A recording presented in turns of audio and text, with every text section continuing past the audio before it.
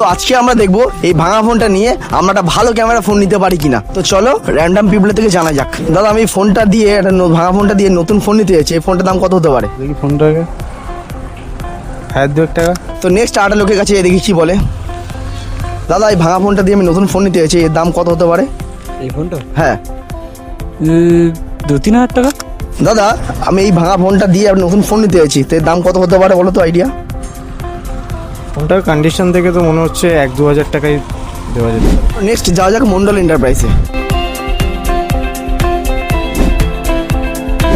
অভিজিৎ, তো তোমার তো অনেক ভিডিও দেখেছি, তো এই ভাঙা ফোনটা এক্সচেঞ্জ করে আমি একটা নতুন ভালো ক্যামেরাওয়ালা ফোন নিতে চাইছি, তো এক্সচেঞ্জে কী দাম হতে পারে দেখো তো। এ বাবা, এই ফোনটা তো পুরো ডেড হয়ে গেছে আর পুরো ভেঙে চড়ে একদম তো কুচি হয়ে গেছে।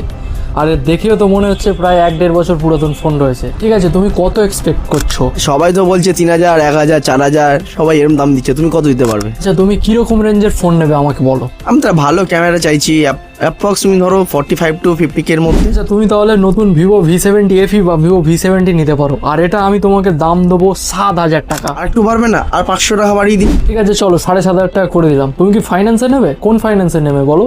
TVS, Bajaj, HDB? 24 মাসের নো কস্ট EMI হয়ে যাবে তো? তাহলে তুমি কোন ফোনটা নিতে চাইছো? আমি নিচ্ছি ভিভো V70 FE। হ্যাঁ, এটা খুবই সুন্দর ফোন। আর তুমি যেহেতু বলছিলে যে ক্যামেরার জন্য ফোন নেবো, এটা ভিভোর এই ফার্স্ট টাইম হচ্ছে 200 মেগাপিক্সেল ক্যামেরা। তাহলে তোমাকে এখন আর পয়সা দিতে হচ্ছে না, তুমি এই ভাঙা ফোনটা দিয়ে নিয়ে যাচ্ছ ভিভো V70 FE নতুন ফোন।